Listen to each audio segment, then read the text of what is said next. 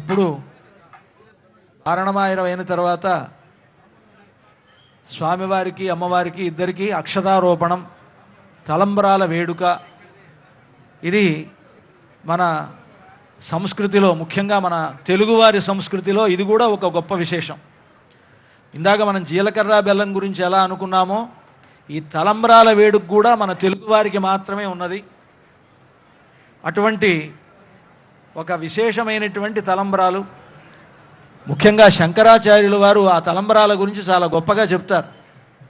జానక్యా కమలామలాంజలి పుటే yeah పద్మరాగాయితా న్యస్తా Raghava మస్తకే చ విలసత్కుంద ప్రసూనాయితా స్రస్తా Shyamala కాయకాంతి కలితా yeah ఇంద్రనీలాయితా ముక్తాస్తా శుభదా భవంతు భవతాం శ్రీరామవైవాహికా అని సీతారాముల కళ్యాణ సందర్భంలో ఒకరికొకరు వారు తలంబ్రాలు వేసుకుంటున్నప్పుడు, ఇప్పుడైతే మనం తలంబ్రాలు అనంటే అక్షతలు వేస్తున్నాం, కానీ ఆనాడు సీతారాములిద్దరూ ముత్యాలు పోసుకున్నారట.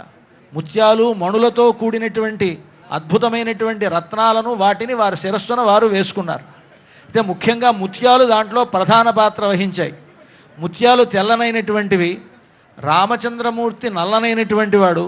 నల్లనైనటువంటి రాముడు తలపాగా చుట్టుకున్నాడు, తెల్లని తలపాగాని పెళ్లి సందర్భంలో. సీతమ్మ వారు సహజంగానే బంగారు బొమ్మ, ఎర్రగా ఉంటుంది. ఆవిడ గోరింటాకు పెట్టుకుంది తన చేతికి, అది ఎర్రగా ఉంది. తెలుపు దగ్గర ఏ రంగు పెట్టినా ఆ రంగు ఆ తెలుపుకు వర్తిస్తుంది. తెల్లనైనటువంటి ముత్యాలు సీతమ్మ వారి చేతిలో, ఎర్రనైనటువంటి చేతిలో ఉండేటప్పటికీ ఆ తెల్లని ముత్యాలు ఇంద్రనీలమణుల్లా పద్మరాగాలుగా అయిపోయాయట. యా ఇంద్రనీలాయిత యా పద్మరాగాయిత పద్మరాగాలుగా అయ్యాయి.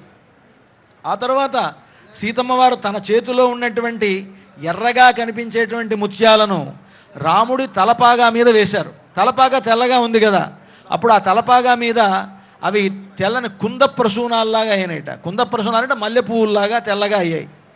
ఆ తల మీదే ఉండవు కదా, తల మీద వేసిన తర్వాత కిందకి జారిపోతున్నాయి. రాముడు నల్లగా ఉంటాడు, ఇంద్రనీలమణి సన్నిభుడు రామచంద్రమూర్తి. ఆయన తల మీద నుంచి జారుతూ ఉంటే ఆయన నల్లదనం ఆ ముత్యాలకు అంటుకొని ఇంద్రనీలమణులాగా ప్రకాశించాయి. ఒకే తెల్లని ముత్యాలు సీతమ్మ చేతిలో ఎర్రగాను, రాముని తల మీద తెల్లగాను, రాముని పైనుంచి నల్లగాను 3 రకాలుగా కనిపించాయి అని, ఇటువంటి ముత్యాలు మీ అందరికీ కూడా శుభాలు కలుగజేయాలి అని శంకరాచార్యుల వారు అద్భుతంగా వర్ణించారు ఆ కళ్యాణ ఘట్టాన్ని. అటువంటి ఆ ముత్యాలు మన భద్రాచలంలోనే చాలా చోట్ల, అన్ని చోట్లలో ఈ రోజుల్లో కళ్యాణాల్లో ముత్యాలు సమర్పిస్తున్నారు, కానీ ముత్యాలు సమర్పించేటువంటి ఆచారం ఆరంభమైంది భద్రాచలంలోనే. ఈరోజు గౌరవ ముఖ్యమంత్రి వర్యులు ప్రభుత్వం తరఫున, తెలంగాణ ప్రభుత్వం తరఫున ఇక్కడికి విచ్చేసి ముత్యాల తలంబ్రాలు సమర్పిస్తున్నారంటే, ఆనాడు ఈ తెలంగాణ రాష్ట్రాన్ని పరిపాలించినటువంటి తానీషా గారి ఆచారం ఇది. అనూచానంగా వస్తున్నటువంటి ఆచారం. ఇక్కడ చూసి మిగతా క్షేత్రాల్లో గవర్నమెంటు ఆయా కార్యక్రమాల్లో పాల్గొనడం జరిగింది, కానీ భద్రాచలానికి ఉండేటువంటి వైశిష్ట్యం ఏమిటంటే, ఆనాడు రామదాసు గారిని జైల్లో పెట్టడం వలన తానీషాకి రాముడు కనిపించి రామదాసుని జైలు నుంచి విడిపించి తానీషాను కూడా అనుగ్రహించి ఒక ముస్లిం అయినటువంటి తానీషా రామభక్తుడయ్యేట్లుగా చేసినటువంటి ఒక గొప్పతనం అనేటువంటిది భద్రాచల క్షేత్రానికి ఉన్నది. కనుక ఈ భద్రాచలానికి ఉండేటువంటి ప్రాచీనత, భద్రాచలానికి ఉండేటువంటి మహత్తు, భద్రాచల రాముడికి ఉండేటువంటి మహిమ, ఆయన లోకానికి చాటినటువంటి ఒక గొప్ప దివ్యక్షేత్రం ఈ భద్రాచల దివ్యక్షేత్రం. ఈనాడు ఆ ఆచారాన్ని, ఆ సంప్రదాయాన్ని కాపాడుతూ తెలంగాణ రాష్ట్ర ముఖ్యమంత్రి గారు ఇక్కడికి విచ్చేసి, వారే కాక వారి పరివారంగా ఉన్నటువంటి ఉప ముఖ్యమంత్రి గారు, మన మంత్రివర్యులు, మన దేవాదాయ శాఖ మంత్రి అందరూ వచ్చి ఈనాడు రామచంద్రమూర్తి యొక్క సేవలో పాల్గొంటూ ఉన్నారు. మరొక గొప్ప విశేషం ఈనాటి కళ్యాణానికి, పరాభవనామ సంవత్సర శ్రీరామనవమి కళ్యాణోత్సవానికి ఏమిటి విశేషం అంటే, ఈరోజు ముఖ్యమంత్రి వర్యులు అక్కడ సరిగ్గా ఈ పునరుద్ధరణ కార్యక్రమాలని ప్రారంభించి వస్తున్నారు.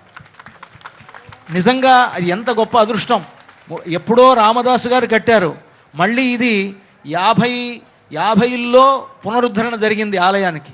58లో ఆ పునరుద్ధరణ 68లో 58లో ప్రారంభమైనటువంటి పునరుద్ధరణ 68లో ఆలయం అనేటువంటిది ఆవిష్కరింపబడింది. ఈ కళ్యాణ మండపం ఇక్కడ మనం ఉంటున్నామంటే 68లో ఇది ఆవిష్కరింపబడింది. 68లో ప్రారంభించబడింది.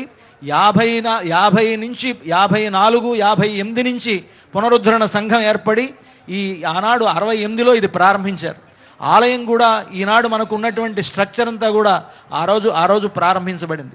తిరిగి ఈనాడు అదేవిధంగా లోపల ఉండేటువంటి మూలమూర్తుల ఆలయం ఎలా జరగాలో అదేవిధంగా జరగాలి అని మన ఈనాడు రాష్ట్ర ప్రభుత్వం తరఫున ముఖ్యమంత్రి గారు మొదలైనటువంటి ఈ జిల్లా మంత్రులు మొదలైనటువంటి వారు ఎంతో కృషి చేసి ఇప్పుడు మనకి ఈ విధంగా 351 కోట్లు ఇప్పుడు మొట్టమొదటి విడతగా రిలీజ్ చేశారు. గొప్ప విషయం. రాబోయేటువంటి సంవత్సరం మనకి గోదావరి పుష్కరాలు, ఆ పుష్కరాలకు సంబంధించినటువంటి ఏర్పాట్లతో పాటుగా భద్రాచల ఆలయంలో చుట్టూ ఉండేటువంటి మండపం అంతా కూడా నల్లరాతి కట్టడంతో లోపల ఉండేటువంటి చుట్టూ ఉండేటువంటి ఆలయాలన్నీ కూడా రాతి ఆలయాలతోటి ఇవన్నీ కూడా గొప్ప ప్లాన్ తోటి సిద్ధం చేశారు. మొత్తం మీద 587 కోట్లు, సుమారుగా 600 కోట్ల బడ్జెట్ తోటి త్వరలో భద్రాచలం నిత్య నూతనంగా అత్యద్భుతంగా తయారవబోతున్నది. ఇటువంటి ఒక గొప్ప సేవ మనకి మన ప్రభుత్వం తరఫున ముఖ్యంగా మన ముఖ్యమంత్రి గారికి లభించడం అనేటువంటిది రామచంద్రమూర్తి యొక్క పరిపూర్ణమైనటువంటి అనుగ్రహంగా నేను భావిస్తూ వారికి సకల శుభాలు రామచంద్రమూర్తి కలుగజేయాలని దేవస్థానం తరఫున ప్రార్థిస్తున్నాను.